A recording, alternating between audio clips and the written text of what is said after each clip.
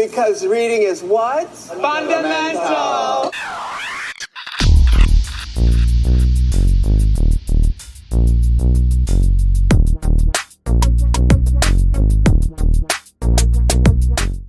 Hey everybody, welcome back to What You Reading. I'm Lisa.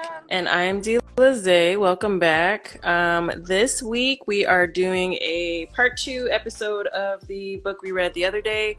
Well, a couple weeks ago. Luna part 2. It's a BTS Soulmate AU. So we are reviewing that. It is by JiminbeJammin on Wattpad and on AO3, Archive of Our Own, for y'all that don't know. If you are watching us and you're new here, you've never seen this before, we do review books, fan fiction, short stories, things like that. So one of the stories that we're reading right now is a BTS fan fiction. The story that we're reading after this is actually a different story. It's a series by Sarah J. Maas, and it's really good. And I started listening to it again, girl. It's good.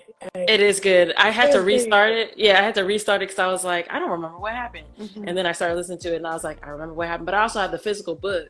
But while I'm driving, I'm like, this is cool. And then when I get home, so you finally like listening to it? I'm listening to it right now because I have Audible. Unfortunately, my Audible subscription kicked back in and I wasn't expecting that. And I was like, wait, but I'm like, since I got it, I might as well watch it. So, or listen to it. So, but I also have the physical book because my homegirl has the whole series. So I have the physical book too. So when I get some downtime, I'll be reading that. That's actually probably I just can't wait to hear how you feel about Readin. Girl, so far Readin is off the chain. Listen, not him popping up at the girl's wedding talking about, girl, not Readin popping up at the wedding talking about something. Oh, am I interrupting something? You know you're interrupting something. You absolutely are interrupting something. Go on somewhere. What are you doing? Readin in this story is like, well, from the first, have we read the first two or the first one? The first one. This is the second book. Yeah, but we read only one. Yeah, we only reviewed one. Yeah. So he's like the enemy in the first book. So I am excited to see how you feel about the second one. Well, because he was the enemy in the first book, but he also was kind of like the help for them because everybody was against Amarantha. And now it's like he about to be, because he about, was it the Night Court? I think he's over. So now that so now that things are starting to like kind of come back together, he going back to being that one. You just keep on. Yeah. You just keep on. I'm not saying nothing. Girl. I'm not saying nothing. I was in the car, I was like, but I just want to put this out here real quick. That smut is not. That smut ain't hitting. I'm going to tell you. No. Not the way Luna is. No, girl.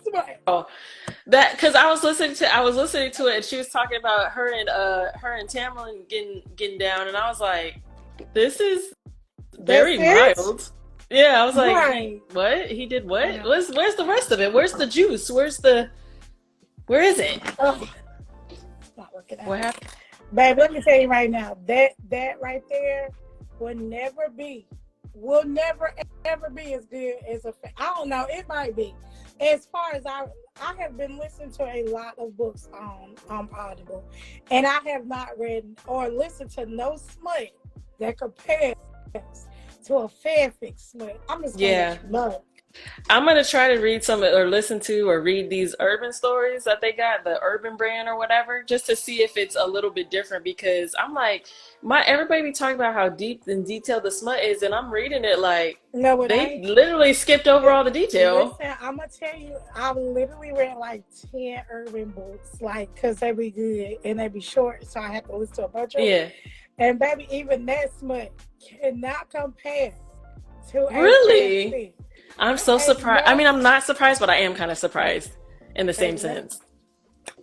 You cannot compare.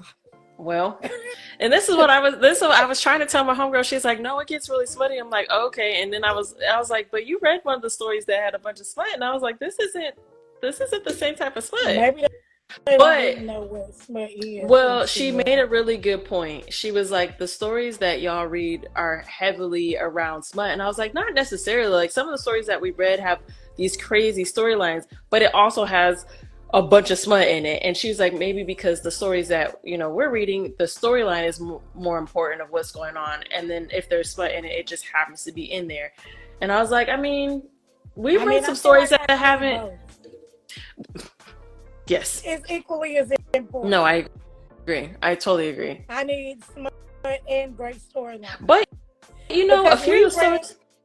Oh, go ahead. You about to say what I was about to say, I think. Yeah, because we've read stories where it's just smut, and we'd be like, but it's really not this not, it's a good book. Yeah, but it's not a good story. There's no real story into it. Yeah. Listen, but it's some out here with really good storylines with great smut too. Yep.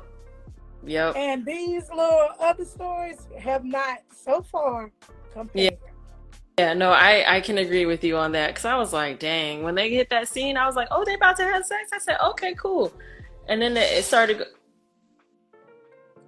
Don't do it. Leave Honest alone.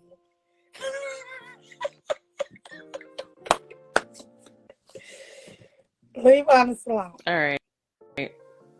So I think it's only us right now, which is fine. Yeah, but we need to get on the ball because we only got. Fantastic. Let's do it. Okay. Let's do it. Okay. So in the beginning, if you guys remember, at the end of the last story, they were like having this ceremony and all this good stuff. So the story picks up where it does pick up when they was like coming back from their like little honeymoon, but it wasn't a honeymoon. Yeah. Honeymoon. So, so they came back from their honeymoon, and then they were like instantly hit with a bunch of drama. Because like after they came back from their honeymoon, like they had already solidified that, okay, they were soulmates, which means it's public now. It's public knowledge. And so the public found out about her, and not only was she black that it was a problem with, but they were kind of saying like mean stuff, like, and it wasn't just her, it wasn't just K Army, it was Army around everywhere. And they was just being kind of mean to her, kind of acting like she was manipulating them and all this other stuff. It was just like a lot of mean stuff happening to them. And the only thing I could think about was like, why would people be so mean when they know that in this AU that they have soulmates? Well, I think the thing too was the people that were like big fans of BTS may have not necessarily been fans of hers, so they didn't even know that she was what she was. So a lot of them had never even heard of her, and so they felt like, oh, she after that, like everybody else was feeling. She after them for the money. Not hear about her because she was popular. No, but she was popular. But the way that it sounded to me was that their fans were not aware of like how big Luna actually was, which was weird. But I was like, all right, maybe they don't listen to music. All right, cool. So must not exist. Yeah, so they must only listen to BTS, and I'm like, all right, whatever. So that's what it sounded like to me. But honestly, it was because she was black. That's it. It was just a whole bunch of drama, and she was defending herself left and right, and like they were defending her too. And hey Kiki, what else happened? They came home. They had to do all that defending. Dang, what else happened?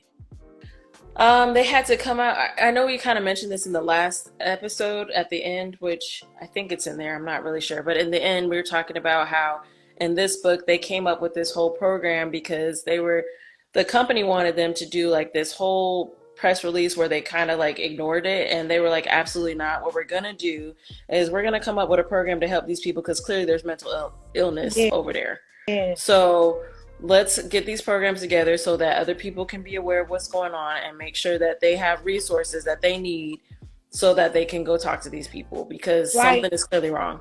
Right. And what I loved about this is that like she was like telling them this is what we should do. And then they was like, oh, okay, we'll see about it. And she was like, with all due respect, if you don't fix this within like a day or two, then I'm going to hire my own team and I'm going to take care of it. Yep, and I'm she did. like, yeah. Girl. The whole time I was like, everything that happened throughout the story where she had to talk to the people, I love the fact that she was like, this is how I feel and this is what we're going to do. And y'all can get on board or y'all cannot, but it's going to happen. Right. And they was like, all right, cool. Like, I could appreciate that. Right. So. I love that I love that the author used her in such a way that she had this power. Yes. And she wanted to make sure that she had this power and that she wasn't looked at like a small nobody. Yeah. Like a lot of the other fanfics make it. Yeah. I love the way she made her so powerful. Like, she had more money than that. Yeah. They moved into her house. Yeah. Like, she had more cars than them. Like, and let's not forget, homegirl had 2 degrees. She had a business degree and she had a psych degree. She knew what she was talking about. She was like, been in the game since she was like 13. Yeah, so she was like, outside of this fame stuff, she's like, I know some stuff and some things about mental health. So let me just put y'all in real quick on what we should do next. Right. Because the way that y'all been rolling all these years ain't been cutting it. Right. So I like the story for that, because I was like, dang, she really do be putting them on the stuff that they've never thought about, because she's coming at it from an angle that is licensed. Well, maybe not licensed, but at least, she had a degree in that. So. Go ahead, girl. So they started to roll the ball with that, and I feel like they just was doing a bunch of stuff. Like, she was helping them with their like album. Which album is this they working on? So, 7? I think it is 7. Because I know they were working on Filter. B. No, it wasn't B. Because B didn't have. Yeah, because B had the. What? Yeah, because 7 is the last album, right? What was the last B. album? Oh.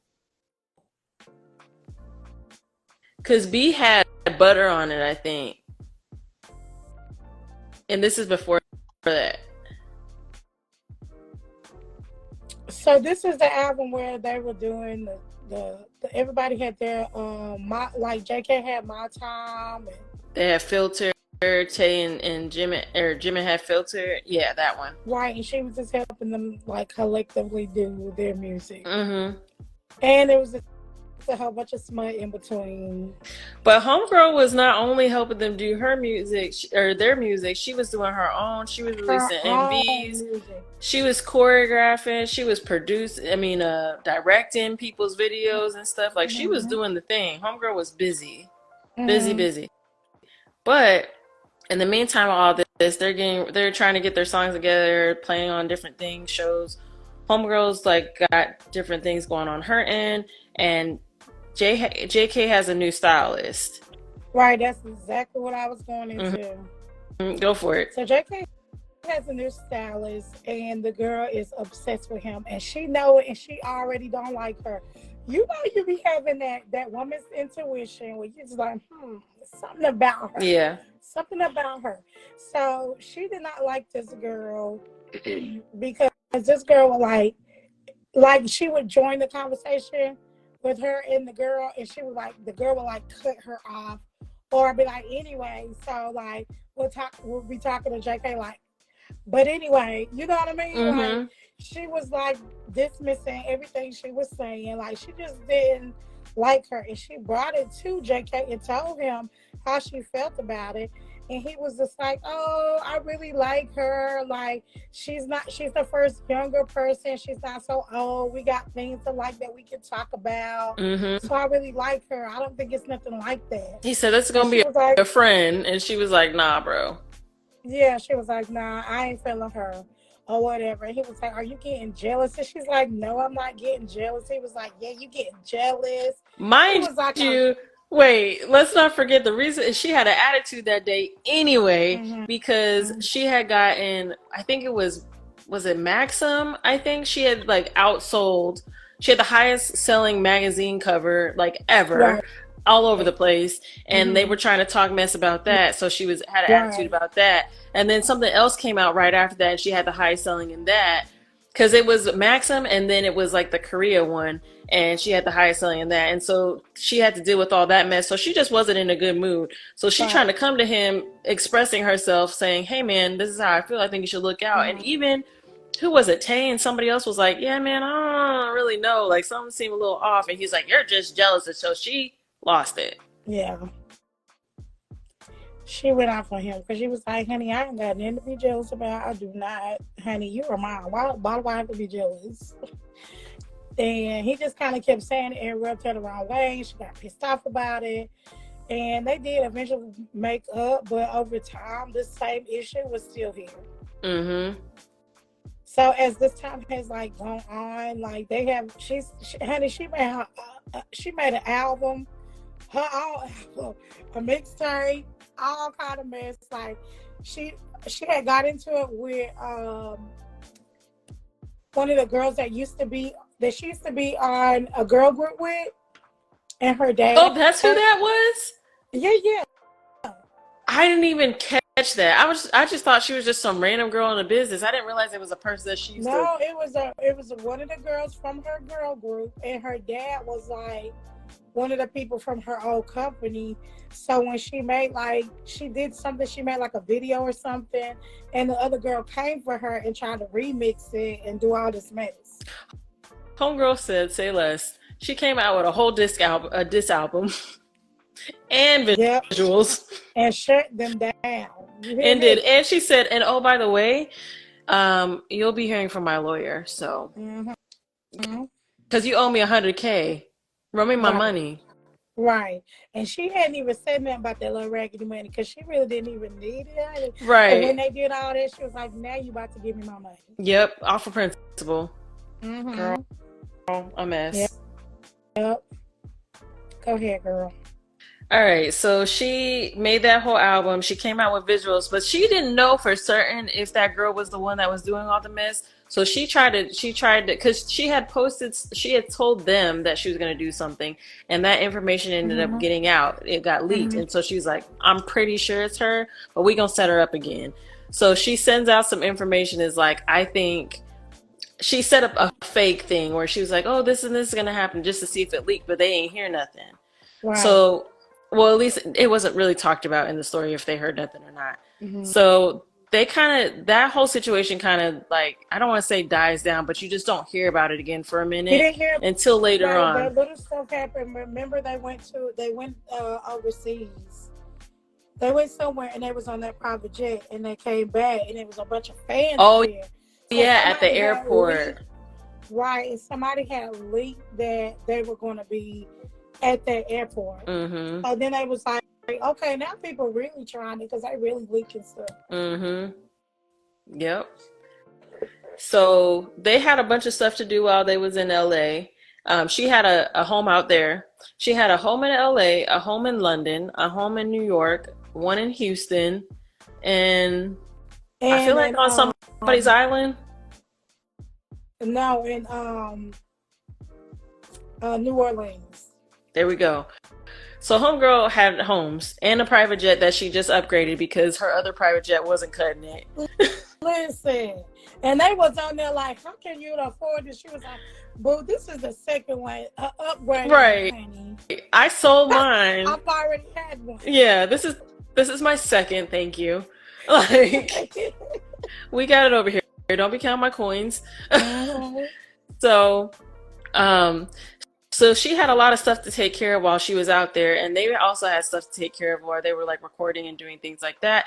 So she ended up doing a video. I think she flew out to, I think I might be going too far, but time. So I was about to hop over to when her and Meg did the video and stuff like that. Okay.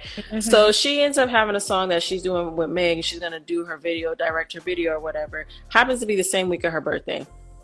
So Which She, listen, the way they described this guy there, I mean, the song, I was like, dang, I really want to girl, see, I really want to see this. girl, I was like, I know this song was fire.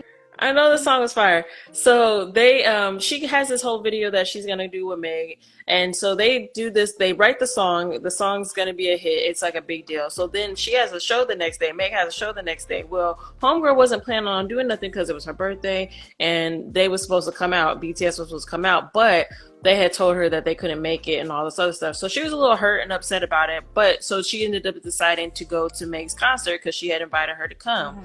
So then she was like, well, I mean, would you want to get on stage? We got this song together. You know, we can kind of surprise the fans. It would be a first time in a while. So she was like, all right, bet. She gets on stage. They do their thing or whatever. And as she's performing or like near the end of her performance, she looks and Namjoon is standing off to the side. Come to find out, they had set up this whole thing, just standing there looking cute, smiling with his little dimples. Yes. Like, hey, baby girl. Yeah. So they all of BTS is there. So she like, dang, did y'all know? And everybody's like, yeah, we knew. So whole family's out. All of BTS is there. They at the mama house. They cooking up something serious. They about to eat, have a great time. They wore that girl out for her birthday. Listen. They wore her out for her birthday. They went to go play laser tag, and the laser tag, it was literally, you remember, I'm kind of like hesitant to say this, but I'm gonna say it anyway. I just remember it being a thing when you used to play Manhunt as a kid, but they used to play hide and go get it. Hide and go get. Mm-hmm. It was like a hide and go get it, but with laser tag. And they hide and go get it was they was doing whatever they can to please this girl.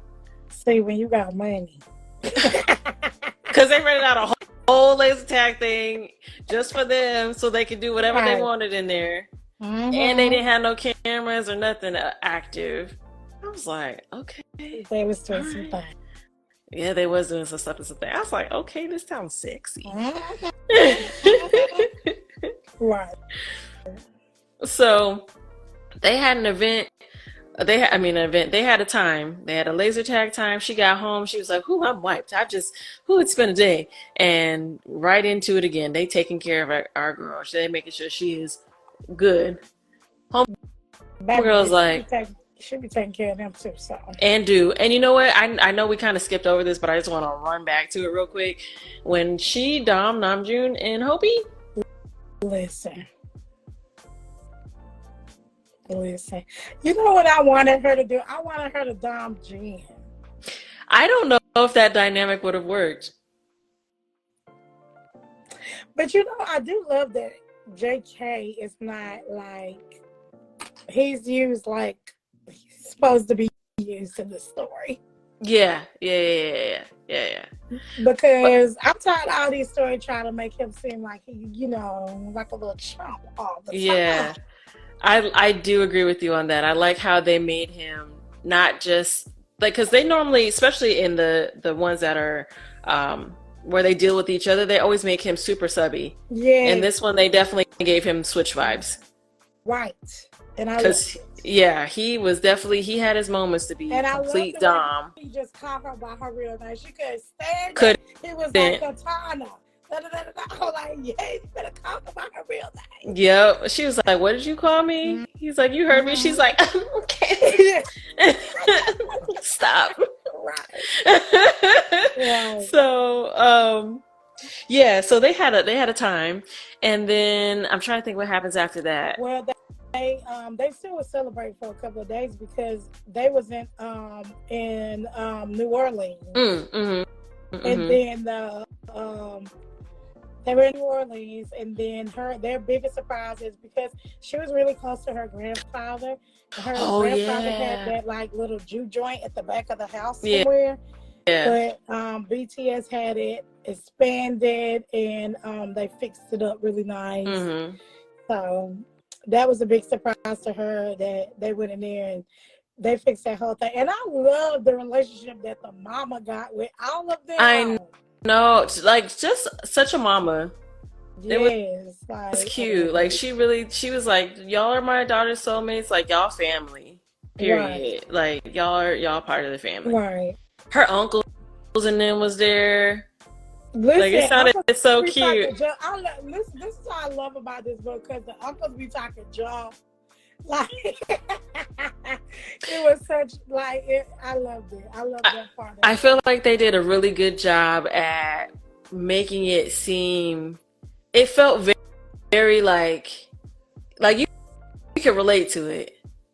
Yeah, it was very had a lot of our culture. Yeah, it was very familiar. Definitely. But it Because I was also like, added the Korean culture in it as well. And I love right. it. She did her research with this story. She did. She really did a good job about that. Because I was like, dang, this is really nice. Like, just how when she's around her family, how she talked with her family, how she talked when she around them. Like, it was just so different, but it was so cool because it felt very well rounded. Right. So I appreciated it for that. For so after her, I'm sorry. Sorry, I don't know where that came from. I'm trying not to yawn myself now that you've been yawn. So after that, you know, they had a whole big party or whatever at the juke joint or whatever, and then they were going back. She did meet up with while she was still in the States. She did go to Eric Nam. She did his show and was answering questions about that. They had some interviews and stuff while they was out there in LA. Studio in LA? I thought Dog Studio was in Korea, honey. Girl, it didn't sound like it. He was definitely in LA, girl. It might be in LA. It must just be something, you know, I don't know, but I just thought it was like other people that use Dive Studio that I'll be watching on YouTube. So I was like, I thought that was, but it could be two of them. Who knows? They might have sections everywhere, girl. You just never know. You'll never know. I love Eric Nam. Me too. I found his music like randomly a few years ago, and I was like, I really like this. And then he did a show out here. He's done a couple of shows out here. I haven't gone, but I was like, I could. His music's a vibe. I love it. He really like contemporary R&B-ish. Yeah, for sure. So she did his show answering all the questions and things, and then afterwards she was like, hey, can I ask you something real quick? She pretty much offered him an opportunity to join her label, and he's like, oh, that's very nice of you, like I'll have to look into that. She was kind of telling him like, hey, you'd be able to control your own music, kind of gave it to him in short, and he was like, that sounds dope, but let me like kind of sit on it. She's like, yeah, no rush, like we're gonna be heading back to Korea. He's like, bet, because I'm gonna be going out there for a couple of shows, so we can link up and really talk about it. So they're like, cool. And it was a really good deal, like a super good deal. Yeah, she was letting him be who he wanted to be and have all his stuff to himself. Yep. All creative control, all of his masters, his entire catalog. Right, he got which to is keep. Unheard of, especially in Korea for this story. I'm not saying right for the story. Yeah. And so they have that. So now I'm just gonna jump to them leaving. Before we do that, there's a point in time when Luna is talking to her cousins, and she's like, hey y'all, I need y'all to do what y'all do best. We need you to do some investigation stuff for us real quick. We got this girl that none of us is really feeling like that, and we think something up. She have these pages that we know of, but we think there might be something else because this page been real quiet lately. And they like, yeah, we got you, girl. We'll look up some stuff. They did their thing for real. So they go back to Korea. They live in life. Things are happening. I feel like, Eric ends up coming out. Am I jumping too far?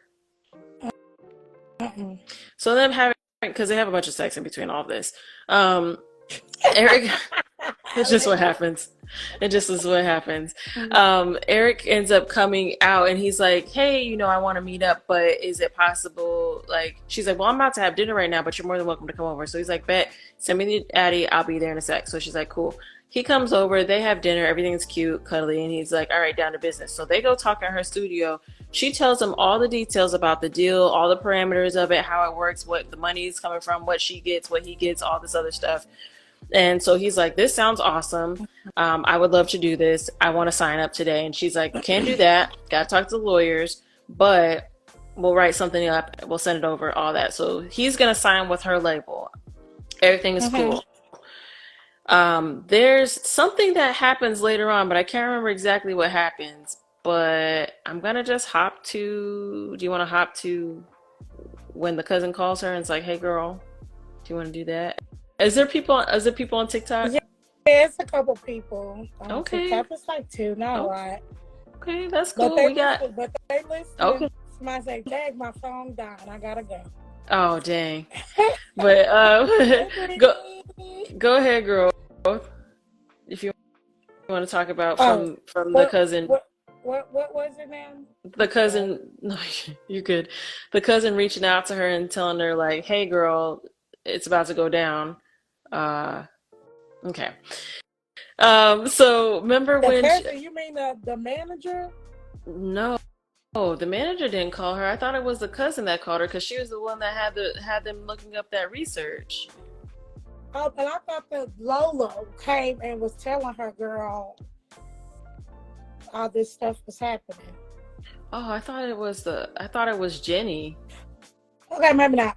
Maybe I just thought it. Something we did. So the cousin or Lola came around and was like, hey girl, something going on, something popping off.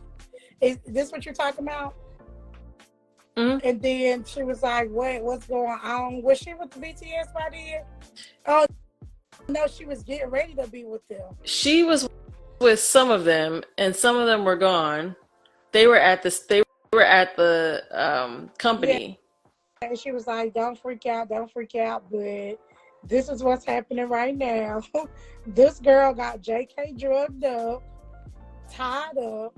The girl was live, y'all. She was live streaming this. So the girl was live streaming, having JK tied up, and was like, waiting. I guess, I don't know what she was waiting on, but soon as Luna heard that, girl, she was on one, honey. She was like, oh no, let me get over here. So she get over there. She see most of the guys are there, the BTS members are there, whatever. And she's like, okay, I ain't got time to hear what none of y'all talk about. Let me go ahead and go in here. And they was like, wait, this girl got a knife. She's crazy. And they giving her all this information about this girl, about her being crazy. She done had a crazy past. She's done this before. She done had all of these websites. I mean, everything set up. She's done this before, and like they just found out that she done this to way more people, and she was supposed to be doing it to more people. And so Luna just decided to be like, okay, I'm just gonna go on in. Like, I ain't got time to play with y'all. Yoongi told her, Yoongi was like, he said something that made sense, but he was like, at the end of the day, you gotta do what you gotta do. Take care of it. Right. He was like, don't be doing that too crazy, but take care of what you take care of it. So the girl, okay, so Luna goes and she talking to the girl. She like, girl, first Luna was like, you don't want to do this. Don't do this. Don't mess up your life, your career. And then after a while, the girl went, listen, she was like, leave the home, girl. You look stupid. Why you doing this? Do you really think he gonna love you? That's my soulmate. And the girl was talking jump with her, talking jump back to her. She was like, you got 7 soulmates. Who got 7 soulmates? Blah, blah, blah. She could help that she had 7 soulmates. Right. And she was like, who you think you are? You think you are that? Blah, blah, blah. And Luna just was on it with her. So then JK started to like kind of come around because he, like I said, y'all, she drugged him. So then JK started coming back around, and she was like, oh, he coming back around. And she was like, what? Luna was like, what you give him? She was like, nothing that will do too much. He waking up now. Okay, tell her that you love me. Tell her that you don't love her and that you want to be with me. And JK wasn't even all the way there. And he still was like, nope, never. Don't never want to be with you. Nope. She had the knife to his neck. Still don't want to be with you. Nope. Not gonna say I want to be with you ever. He gonna say, And I would rather die than to say that I would be with you. I was like, dang, that's love, I guess. right. And so then she started getting mad, and then I guess Luna just like jumped on her, pushed her back towards that goddamn wall, but she grabbed that knife.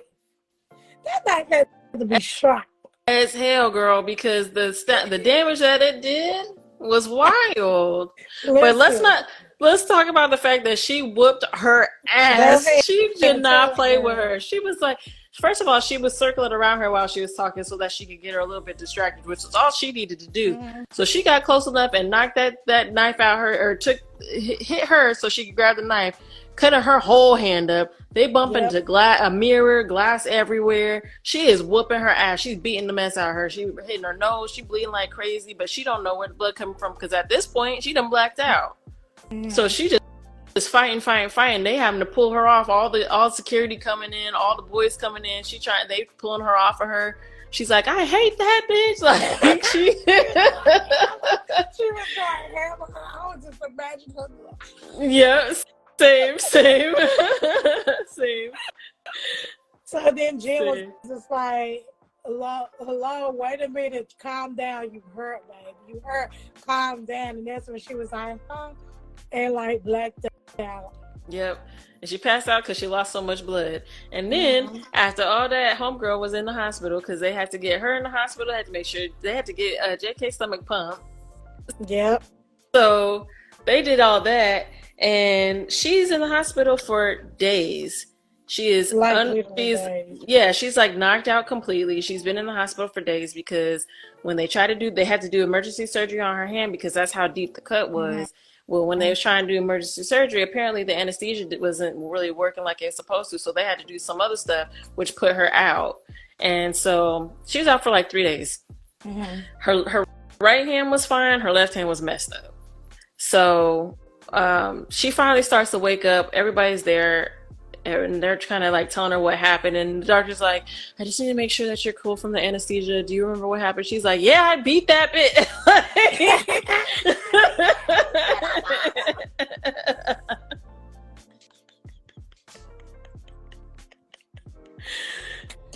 So they were like, great, you have your memory, fantastic. Mm-hmm. Nothing is damaged. Your hand, this is what's going on with your hand. You're going to feel some pain because you're not on any painkillers right now because we needed you to wake up. She's like, well, I'm not going to take anything. And they're like, you got stitches in one hand, you got all the surgery on the other, you're not going to take no pain medication, girl? She's like, I'd rather not. So she didn't.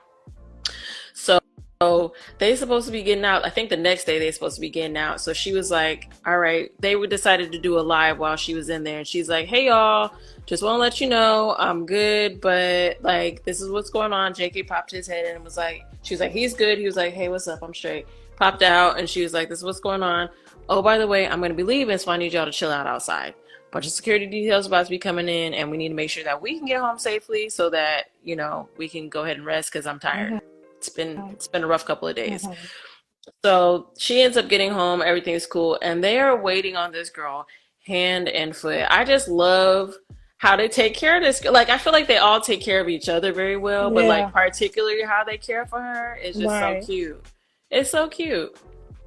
It is very cute. And they really did take care of her. And they was like, all of them their mental was not right after that. Nope. Because they knew that they let somebody come that close to hurting them. And so they was like, their mental was just not right. Because if you can get through all of this, then anybody can get to us at this point. Like, Big Hit ain't taking care of what they need to take care of. And then the PR people want to come in and talk about all right, so we need you guys to make a statement. We need y'all to tell them, you know, you need to have our backs and you need to tell them this and that. And also, Luna, we need you to apologize for how much you beat this girl up. She was like, we must not forget that it was live. It was live. At the end of the day, everybody saw it. Right. And the media had been like kind of doing their own stories on the whole situation, talking about like, oh, she was a villain, pretty much making her a villain in this whole process. And she's like, she literally almost killed one of the members. Like, what are y'all talking about? Wow. So, Lola went off she did. on that PR team. She did. Because she was like, look, y'all not about to have me apologize for nothing, first of all. First and foremost, this is y'all's fault. Y'all dropped the ball. Because y'all didn't do the correct hiring process. How y'all let somebody like this in?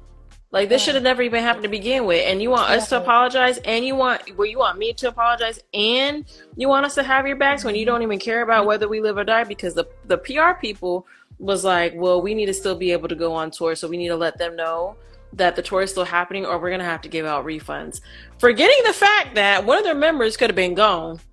Right, and then threaten like you'll be sorry. Like you'll be sorry. Like, you'll be sorry if you don't.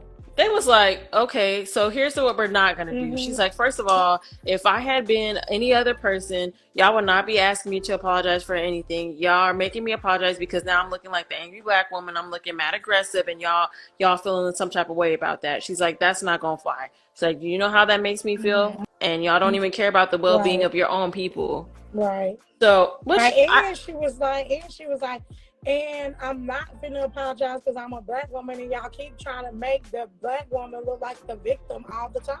The villain, she's like, you always trying to, And she was like, I'm the victim. Like, I'm not gonna sit here and apologize for something I didn't do. Everybody's seen what happened on the live. Right. She said, and I would do it again. Yep. No apologies. No apologies. And so, thankfully, which, these stories can go any other way, but this story has been pretty consistent. All of BTS was like, yeah, absolutely not. Like, this is y'all's fault. Y'all need to do better. And if you really think that y'all about to try to threaten us into doing what y'all want, y'all got another thing coming. Right, because, honey, BTS was ready to leave BTS. Big Hit. They was about to leave Big Hit if that had to happen. Yeah, because they were like, we're not going to put up with this. They were like, this has happened for way too long. We're not safe. Y'all are not looking out for your people. You need to figure it out. So they ended up leaving in a huff because they felt some type of way. The PR team. Y'all, you will be. Yeah, you'll be sorry. And J-Hope, I can't remember exactly what he said, but he was like, if you gotta pay for a couple of refunds, you have to pay for a couple of refunds. If you have to lose the entire business of BTS completely, then you're gonna have to deal with that. So you decide which way you want to go, because you're gonna be paying a lot more money if you don't give us our time to heal. Yes. So they left in a huff, and they were having a meeting with Bang PD and Sejin. Bang PD didn't know any of this conversation happened. He was under the impression that the conversation went completely different, that all the stuff that was said was completely different. And so all the boys are kind of giving their opinion, and Luna's kind of quiet, and then she's like, do you want me to give my honest opinion? Because she's like, I respect you and I respect Sejin. She's like, y'all are like family. She said, but if I'm being honest, y'all's team does not operate off of that same thing. She's like, y'all's team is not worried about anybody's well-being. They worried about money. She's like, they have no moral compass. So I'm gonna just let y'all know what's really going on. And so then everybody started talking about what's actually going on. But they gave suggestions. So they were like, this is terrible, this is horrible, this absolutely sucks, but here's how we can fix it. Here's how this can change. And they were like, okay, they were actually taking it into consideration, which I thought was nice of them, because they were like, yeah, we're absolutely gonna do that. They was like, you need to fire everybody from your PR team. Homegirl's auntie and uncle, they gotta go. Got to go. Y'all need to start fresh. Y'all need to have a better vetting process, because this should never happen. This happens way too often. Leave Honest alone. Girl, Onyx is in here cutting up. Onyx, what are you doing? Onyx. See, when that house fall apart, I don't want to hear nothing. I don't want to hear when nothing. that house fall apart, you be buying her another house. I will not be buying nothing. That rabbit gonna be out in the streets. It's gonna be for the streets. For the streets. Said you want to be free, so I be trying to. This is what's so funny. I be trying to let Onyx roam free. Onyx step on the ground, and because it's that wood, the feet slide, and Onyx don't like that. So Onyx always goes back into the cage because he's like, I don't know about all that. I be trying to let him free. He's like, I don't want none of that wood. That nice wood. I need some brains. Look, I be trying to get him out the door. Be free. Be free. Go back to nature. Never. Doesn't ever want to do it. And I'm like, that's fine. Anyway, yeah, but he's eating the house, girl. He's eating underneath the house. What? Onyx is eating underneath the house. Wow. Yeah, because it's like a 2-story. It's a little mansion. Eating the like underneath the second story. I'm like, bro, if this falls apart, that's on you. I'm not buying another one. That thing was expensive. Listen, because I don't got nothing but some darn angelfish, and them mugs are expensive to upkeep, baby. Girl. They're not cheap. I'm tired of buying filters, stuff like that. Mess. Trying to improve their environment. Right, I'm just trying to make you live comfortably and whatnot. We feed you, we give you water, you got shelter. Like, I try to take you out, you don't want to be out. Like, I don't know what to tell you at this point. But so yeah, so Bang PD is like, all right, all is received, all is heard. We are gonna fire everybody that you're talking about because yeah, that's crazy, and we're gonna just start over. And so they're like, cool, that sounds lovely. And then they start going through the recovery process and healing with each other and healing physical wounds. And like they stopped their whole tour and everything. Yep. They went on hiatus. Yep. They did a live explaining like, hey y'all, we're not going to do this, so y'all going to give us time. If you don't want to give us time, that's your bad because we're taking it anyway. Right. And it was like, either you going to stick with us or not. Right. Like, they was like, literally was telling them. Yeah, you're going to get your refunds, but like, yeah. So they said, you know, they did that. I'm trying to think what happens after that. That's about it. Oh, true. Oh, that's true. It's not it, but it's about it because it ends like that's that. That's true because they're still like they're still healing. They have this whole cry thing. Her and JK have this big old cry thing, and then that's kind of it. Yeah, because they was like they had like this mental breakdown because all of them, remember, they all feel stuff. Yeah. They feel things, so they all was like they were feeling ways that they didn't want to talk about. Right. And JK had been being by himself. He didn't want to sleep with nobody. He wasn't eating. Huh? He wasn't eating. Yeah, he wasn't doing anything. So then they all just like broke down, was like, listen, we felt something that day and we don't know what it is. And then Luna was like, it's hate. It's straight up hate. And I felt it too. And it's really not a good feeling. And then they all just start breaking down, saying how they feeling. And then she was like, I really feel like I really need to stay with, like, JK need to be, like, I start panicking when I don't see JK around. So, like, she wanted him to, like, stay with her, sleep with her, like, every night until she got better. And, like, JK was having panic attacks and, like, it was a lot. Mm-hmm. So they started going to therapy, Yugi's old therapist. And that's about it. Yeah, that is about it. So there is a third story that is it literally stops. Right yeah, it leaves you definitely on a cliffhanger. Like you almost have to read the third story just to find out how the story ends because it just leaves it right there, and you're like, okay, so they have this big cry. What next? So there's a third one that is ongoing currently. Now, if you have listened to us before and you have listened to us and have multiple stories in a series, they don't ever come to be sometimes. This one, I'm pretty sure it's going to happen. Yeah, because this is going right now. Yeah, she's writing it and she's real on top of it. Mm. But there's been times when we're like, oh, we're going to read this. And then like, we don't ever go back to it. So if that happens, I mean, a lot of unanswered questions with a lot of stuff. Yeah.